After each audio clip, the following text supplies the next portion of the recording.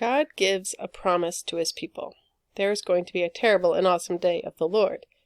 That's the end and the beginning. It's not over. There will be a new beginning. The day of the Lord ushers in Jesus' reign. There are two things happening here. We have Jesus' physical reign and Jesus' spiritual reign. It's talking about sending grain, wine, and oil to satisfy his people and how they won't be a reproach among the nations anymore. Israel is still a reproach among the nations today. We aren't there yet. This comes after. God promises to restore what had been destroyed in Israel and promises to pour out his Spirit on all flesh.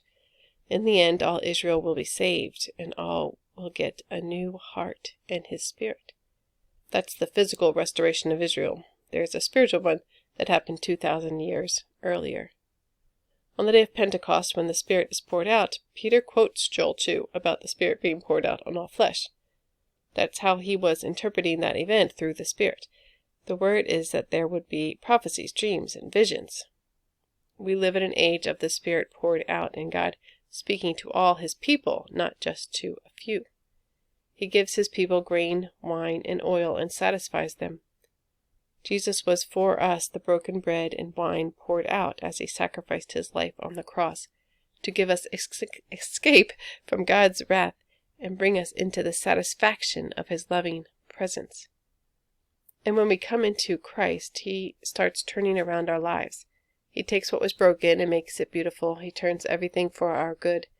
He shows that he had purpose for our lives. The pain becomes a gift. He restores all things. I talk about coming into the double portion, referring to the end of Job's story. When I make it through a long trial, there's a double portion on the other side that's mine to keep. It's not going away again. That part of my life has been restored in the Lord's perfect design. What the locusts had stolen, the Lord returned and multiplied into blessing. Salvation isn't just about heaven. We are to live in his salvation every day. Everyone who calls on the name of the Lord shall be saved.